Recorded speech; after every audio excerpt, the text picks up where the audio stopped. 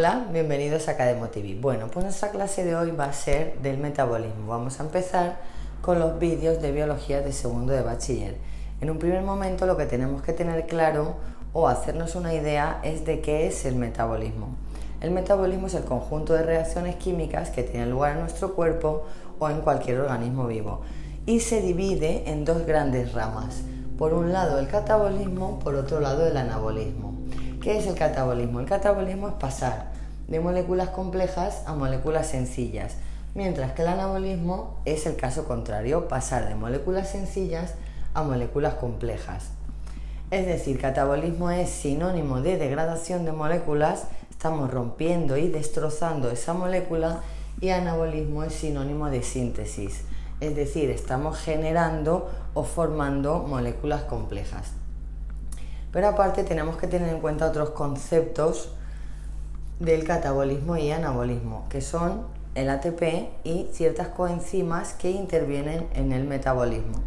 El ATP siempre habréis escuchado que en catabolismo os dicen, pasamos de moléculas complejas a sencillas, pero genero ATP.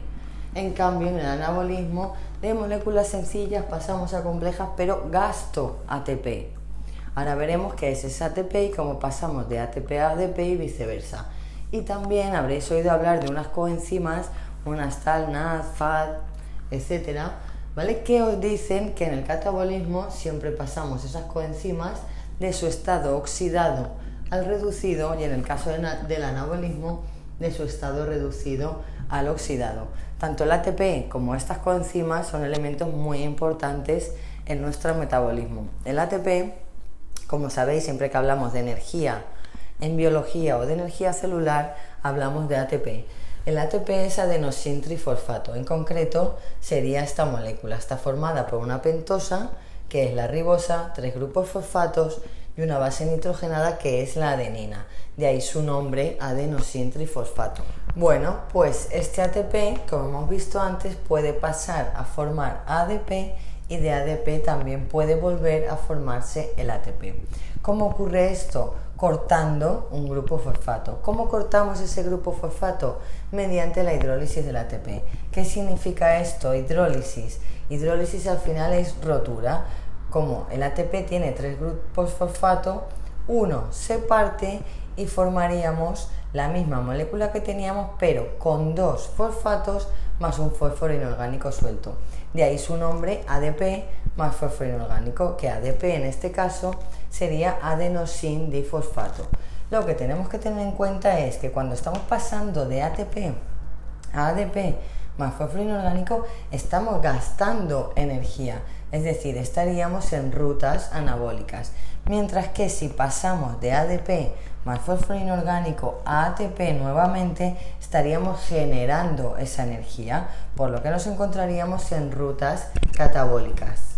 Una vez conocido el funcionamiento del ATP, ya podemos pasar a ver quién son esas coenzimas de las que estábamos hablando, que pueden tener un estado oxidado o un estado reducido. Esas enzimas en concreto a nivel molecular son dinucleótidos. Tenemos el NAD, tenemos el FAD y tenemos el NADP.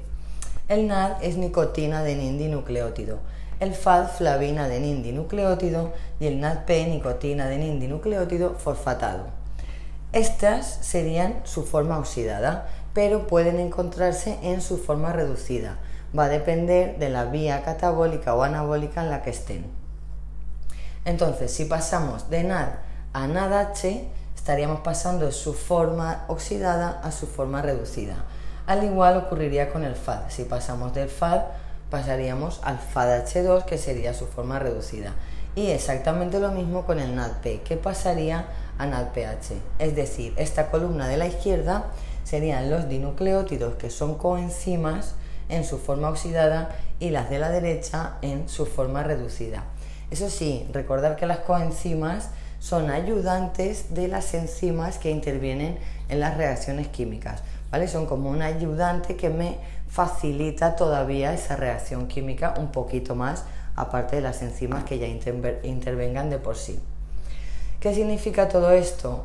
Que cuando pasamos de la forma oxidada de las coenzimas a la forma reducida, generalmente estamos hablando de catabolismo. mientras que si pasamos de la forma reducida a la forma oxidada, generalmente estamos hablando de anabolismo. Es decir, siempre que estemos hablando de metabolismo, tenemos que tener muy claros los conceptos de qué es anabolismo, qué es catabolismo, quién es el ATP y quién son esas coenzimas que me intervienen en las reacciones. Una vez visto esto, más adelante veremos ya las reacciones metabólicas en concreto, como vías catabólicas, que es nuestra respiración celular, que tendríamos catabolismo de glúcidos, catabolismo de lípidos y catabolismo de proteínas. Y en cambio, vías anabólicas, la más típica, es la fotosíntesis. Este tipo de metabolismo y de diferentes rutas las veremos en próximos vídeos. De momento, espero que hayáis entendido la introducción al metabolismo, que os haya gustado. Si ha sido así, darle a like y suscribiros. Y nos vemos en el próximo vídeo. ¡Feliz estudio!